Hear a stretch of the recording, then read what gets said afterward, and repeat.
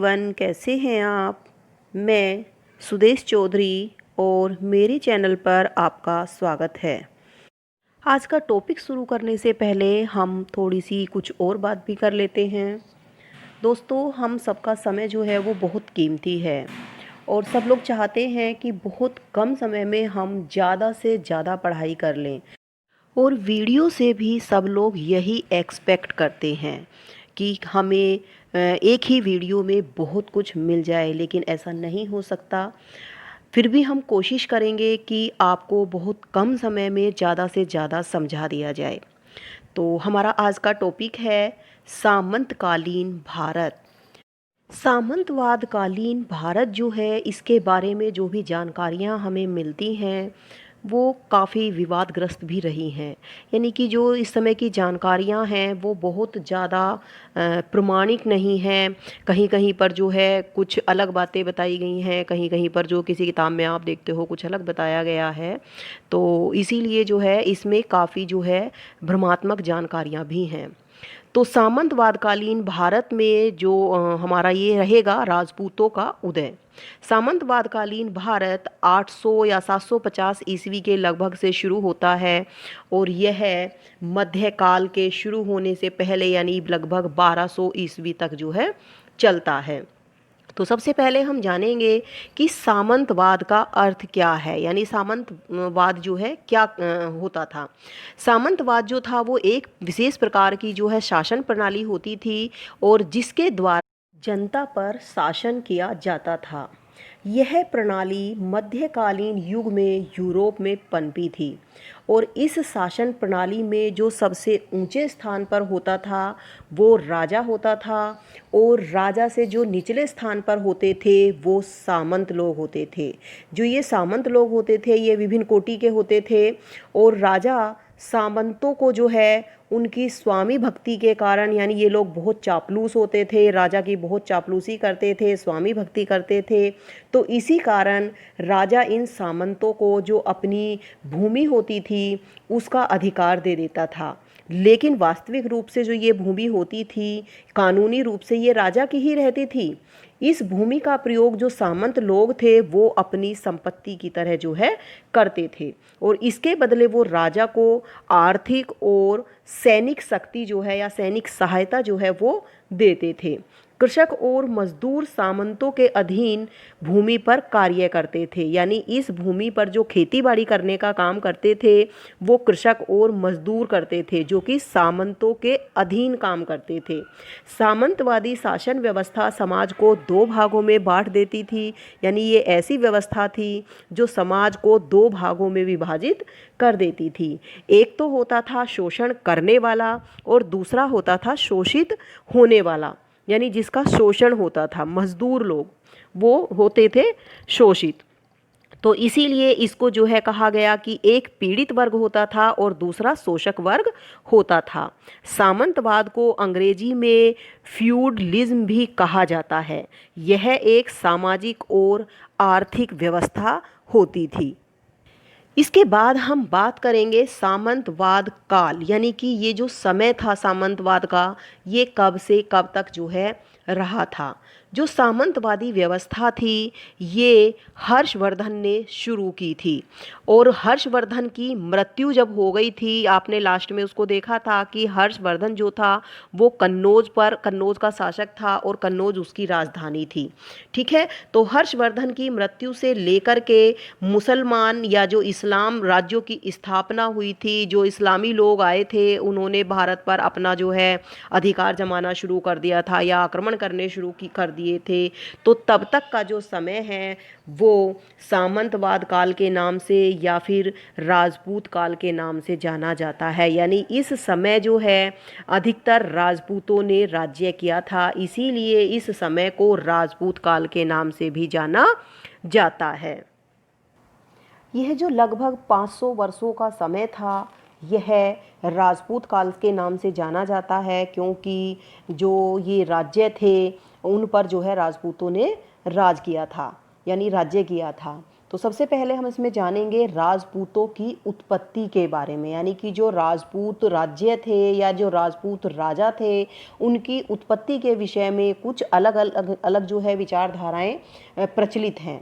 तो आज हम इन्हीं विचारधाराओं के बारे में बात करेंगे। सबसे पहला है राजपूत विदेशी थे। हमारे कुछ विदेशी इतिहासकार हुए हैं, जैसे कि कर्नल टोड, स्मिथ, क्रिक एवं भंडारकर। तो ये मानते हैं कि जो राजपूत लोग थे ये विदेशी थे, जैसे कि शक, हूण, कुषाण, जो ये विदेशी आक्रमणकारी थे, इन्हीं को जो है ये लोग मानते हैं कि यही लोग जो है राजपूत थे। लेकिन यह तथ्य जो है यह भी सत्य नहीं माना जाता है, क्योंकि किसी भी जो आप पहले कोई भी साहित्य पढ़ते हैं उसमें कहीं पर भी कोई इस तरह की जानकारी नहीं मिलती है। कहीं पर भी राजपूतों ने अपने आप को विदेशी जो है वहाँ पर नहीं बताया है, तो इसीलिए इसको भी हम नहीं मान सकते हैं। दूसरा तथ्य जो माना जाता है वो है कि राजपूत वीर जातियों से थे।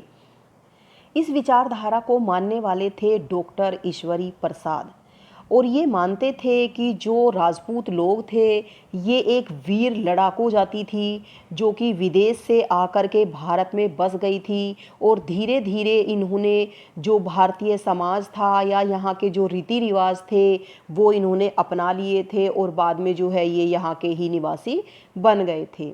लेकिन इस तथ्य में भी जो है हम सत्यता नहीं मान सकते कि यह तथ्य सत्य है, क्योंकि ऐसा कुछ नहीं है। तीसरी जो विचारधारा है वो राजपूतों की उत्पत्ति अग्निकुंड से मानती है।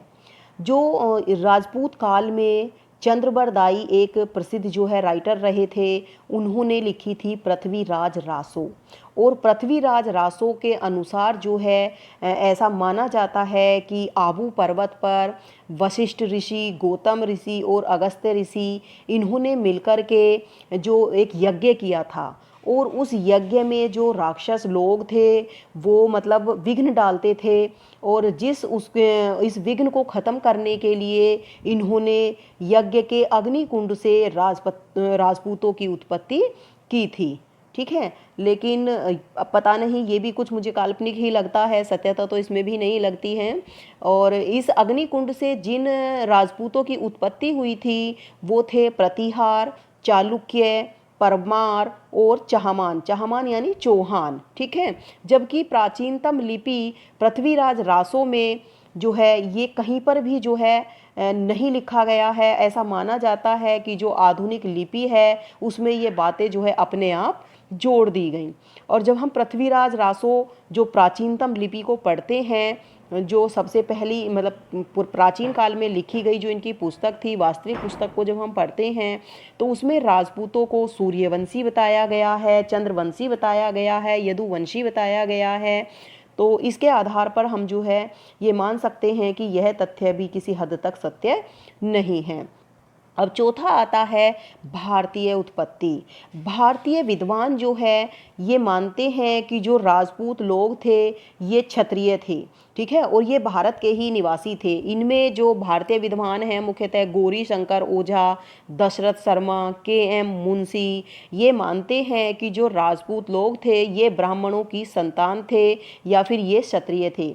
ब्राह्मणों की संतान इनको इसलिए माना जाता है क्योंकि जो हमने पीछे पढ़ा तो जो सामंतवादी व्यवस्था थी उसमें राजा जो अपनी भूमि थी वो मतलब सामंतों को या ब्राह्मणों को जो है दे देते थे, और फिर उसी भूमि पर जो है ये अलग अलग राज्य जो है उभर करके आए थे। जब बहुत बड़ा साम्राज्य जो हर्षवर्धन का साम्राज्य था वो समाप्त हो गया तो ये राजपूत राज्य उभर कर आए थे, और इसी आधार पर हम मान सकते हैं कि ये ब्राह्मण या क्षत्रिय ही थे।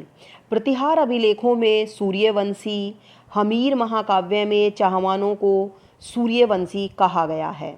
यानी प्रतिहार के समय के जो अभिलेख हैं उनमें भी इनको जो है सूर्यवंशी कहा गया है। एक हमीर महाकाव्य है उसमें चाहमानों को यानी चौहानों को भी सूर्यवंशी कहा गया है। तो इसके आधार पर हम मान सकते हैं कि ये जो है भारतीय लोग ही थे, यानी कि जो भारत में निवास करने वाले व्यक्ति थे या क्षत्रिय लोग थे वही जो है राजपूत थे। तो इसी विचारधारा को मुख्यतः रूप से जो है सत्य माना जाता है कि राजपूत लोग जो थे वो भारत के ही निवासी थे। तो अब हम बात करते हैं राजपूत राज्यों के उदय होने की, यानी राजपूत राज्य जो है वो किस प्रकार से बने थे। छठी शताब्दी ईसा पूर्व से लेकर पाँचवीं छठी शताब्दी तक लगभग यानी 1000 वर्षों का जो है ये समय रहा था। यानी 1000 वर्षों तक भारतीय राजनीति का प्रमुख केंद्र बिंदु जो रहा था वो मगध रहा था, यानी सबका ध्यान जो है वो मगध पर ही रहा था। और मगध की राजधानी जो थी वो पाटलिपुत्र थी, ठीक है। लेकिन जब आपने देखा कि गुप्त साम्राज्य जो है वो खत्म हो गया और वर्धन वंश की स्थापना हो गई, तो इस समय जो हर्षवर्धन था उसने अपनी राजधानी कन्नौज बना ली, ठीक है। तो क्योंकि उससे पहले का जो समय है सारा, उस समय सब लोगों का जो ध्यान था वो मगध साम्राज्य पर था और जो उसकी राजधानी पाटलिपुत्र थी उस पर ही लगा हुआ था, यानी कि सब उसी को जो है जीतना चाहते थे। लेकिन अब जो है ये समय बदल गया था और अब जो राजनीति का प्रमुख केंद्र था वो कन्नौज बन गया था। और लगभग अगले 600 वर्षों तक जो हर्षवर्धन का कन्नौज था यही भारतीय राजनीति का प्रमुख केंद्र बिंदु बना रहा था, यानी कि आसपास के जो भी लोग थे वो सब लोग जो है कन्नौज को ही जीतना चाहते थे, यानी कन्नौज पर अपना साम्राज्य स्थापित करना चाहते थे। लेकिन जो हर्ष की मृत्यु के बाद का जो समय है इसमें जो 150 वर्षों का समय माना जाता है, यह जो है ऐसा समय माना जाता है जिसने कि कोई महत्वपूर्ण जो है काम इस समय में नहीं हुआ, यानी कि 150 वर्ष जो थे ये ऐसे ही बीत गए। यानी इस समय में कुछ भी ऐसा नहीं हुआ कि कोई विशाल साम्राज्य स्थापित हुआ या कोई अलग साम्राज्य उभर करके आया। तो 150 साल जो है वो ऐसे ही बीत गए। अब करते हैं इससे आगे की बात, यानी कि जो है 150 वर्षों के बाद का जो समय होता है, यानी आप जानते हैं कि जो हर्षवर्धन की मृत्यु थी वो 645 ईस्वी के करीब हो गई थी। 606 में जो है ये राजा बना था और इसकी मृत्यु के बाद जो है ये सामंतवादी युग जो है शुरू हो गया था। तो छठी शताब्दी से लेकर के 12वीं शताब्दी तक के समय को राजपूत काल कहा जाता है, यानी कि लगभग 8वीं शताब्दी के मध्य के बीच की ये बात है।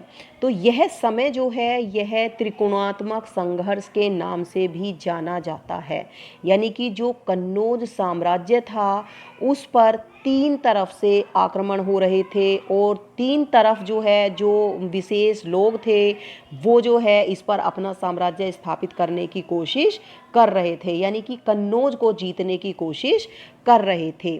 अब इसी त्रिकोणात्मक संघर्ष में जो है 3 जो है वंशों की बात होती है मुख्यतः रूप से, जिनमें कि दक्षिण के राष्ट्रकूट, बंगाल में पाल वंश और मालवा राजस्थान में गुर्जर प्रतिहार वंश जो थे ये अपने अपने क्षेत्रों का विस्तार करते हुए जो है अपने अपने साम्राज्य स्थापित करने की कोशिश कर रहे थे। जो ये संघर्ष था ये लगभग 100 वर्षों तक ऐसे ही चलता रहा था, यानी जो ये तीनों पक्ष थे ये जो है कोशिश करते रहे कि मेरा अधिकार जो है कन्नौज पर हो जाए या फिर मेरा हो जाए। इसी को लेकर ये एक दूसरे से लगातार युद्ध करते रहे। तो यहाँ पर सबसे पहले हम बात करेंगे बंगाल के पाल वंशों के बारे में। इनका जो इनकी बात होती है ये लगभग 750 ईस्वी के करीब जो है इनका जो ये लोग उभर करके आए थे। ऐसा माना जाता है कि जो बंगाल की प्रजा थी उसमें पूरी तरह से अराजकता फैली हुई थी और ये लोग जो है बहुत परेशान थे। इसी परेशानी के कारण इन्होंने गोपाल नाम के एक व्यक्ति को अपना राजा चुन लिया था और 750 ईस्वी में इसी गोपाल ने जो है बंगाल में पाल वंश की स्थापना की थी। पाल वंश के बाद हम इस वंश के अगले शासक की बात करेंगे जो था धर्मपाल। लगभग 780 ईस्वी से लेकर के 810 ईस्वी तक इसने बंगाल में जो है अपना जो है वंश स्थापित किया था या अपना शासन जो है चलाया था। अपने राज्य को पूर्व से पश्चिम और उत्तर से दक्षिण तक फैलाकर धर्मपाल ने वास्तविक रूप से पाल वंश की स्थापना की थी। यानी कि वैसे तो माना जाता है कि जो गोपाल था वो पाल वंश का संस्थापक था, लेकिन उसने कहीं पर भी अपनी राज्य या अपनी सीमा का विस्तार जो है नहीं किया था। वास्तविक रूप से धर्मपाल जो था ये एक वीर शासक था इस समय का, या एक महान शासक माना गया, जिसने कि जो है अपने राज्य को विस्तृत किया, यानी काफ़ी दूर दूर तक फैलाया और पाल वंश की वास्तविक रूप से जो है स्थापना की। इसे महाराजा धीराज, परमेश्वर और परम भट्टारक की उपाधि भी दी गई। कई राज्यों पर अपना अधिकार करने के लिए इसने प्रतिहारों से, राष्ट्रकूटों से युद्ध किया। धर्मपाल को उत्तरापथ का स्वामी भी कहा जाता है, क्योंकि इसने संपूर्ण उत्तर भारत पर जो है अपना अधिकार कर लिया था। धर्मपाल मुख्यतः जो है बौद्ध धर्म का अनुयायी था और धर्मपाल ने विक्रमशिला विश्वविद्यालय बिहार एवं सोमपुर बिहार की स्थापना की थी। यानी कि जो मुख्य आप विश्वविद्यालय को जानते हो जो बिहार में है, सबसे प्राचीन विश्वविद्यालय है विक्रमशिला, इसकी स्थापना धर्मपाल ने की थी। धर्मपाल के बाद अगला शासक देवपाल बना और इसने 810 ईस्वी से लेकर के 850 ईस्वी तक शासन किया। यह इस वंश का महान शासक माना जाता है और देवपाल ने प्रतिहार शासक मिहिर भोज को भी पराजित किया था। इसके बाद अगला शासक जो था वो था नारायण पाल, जिसने कि 854 ईस्वी से लेकर के 908 ईस्वी तक पाल वंश का जो है ये शासक रहा था। देवपाल के पश्चात विग्रहपाल 850 में शासक बना, परंतु यह जो है एक योग्य शासक नहीं बन पाया और 4 साल जो है ऐसे ही चले गए। इसके बाद नारायण पाल शासक बना। इसने अपने पुत्र राज्यपाल का विवाह कृष्णद्वितीय की पुत्री से करके राष्ट्रकूटों से मित्रता कर ली। यह बौद्ध धर्म का अनुयायी था और इसने सैकड़ों मंदिरों का निर्माण करवाया। नारायण पाल के बाद लगभग 80 वर्षों का जो समय था ये पालों का अंधकारमय युग बना रहा, यानी इस समय पर कोई भी ऐसा शासक नहीं बना जिसने कि इस वंश के लिए कुछ किया हो। इसके बाद महिपाल प्रथम ने दोबारा से पाल साम्राज्य को स्थापित किया और इसने 983 ईस्वी से लेकर के 1038 ईस्वी तक शासन किया। महमूद गजनबी ने महिपाल प्रथम के समय ही जो है भारत पर आक्रमण किया था, यानी इस समय पाल वंश का शासक जो था वो यही था। और इस वंश का जो अंतिम शासक था वो था मदन पाल। 1161 ईस्वी में इसकी मृत्यु के बाद पाल वंश का अंत हो गया था। पाल वंश ने लगभग 400 वर्षों तक बंगाल और बिहार पर शासन किया। पाटलिपुत्र और मुंगेर जो थे वो इनके यानी इस पाल वंश के प्रधान केंद्र रहे थे। इस काल के कुछ ऐतिहासिक साहित्यों के बारे में अगर बात की जाए तो रामचरित्र जो कि संध्याकर नंदी ने लिखी थी, लोकेश्वर शतक जो कि ब्रजदत्त ने लिखी थी।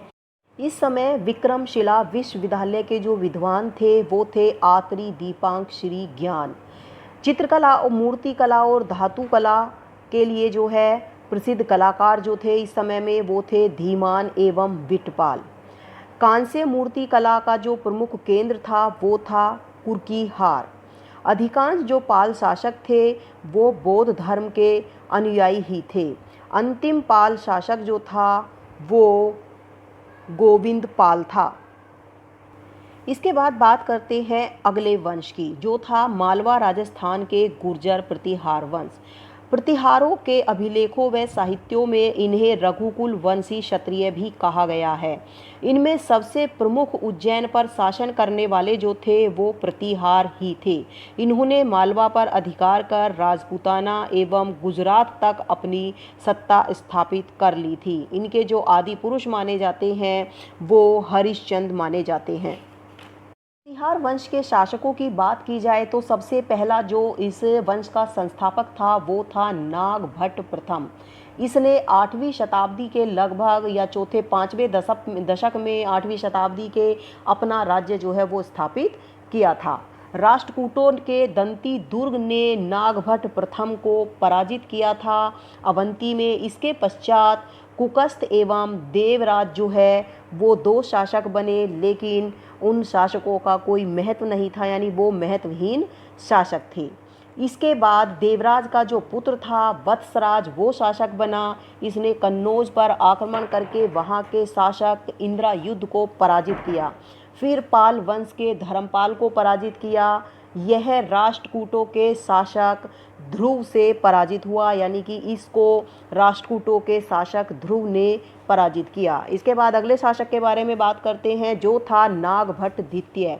यह वत्सराज का पुत्र था। इसने आंध्र, सिंध, कलिंग के राजाओं को हराया था और फिर कन्नौज के राजा चक्रायुध को पराजित कर दिया था।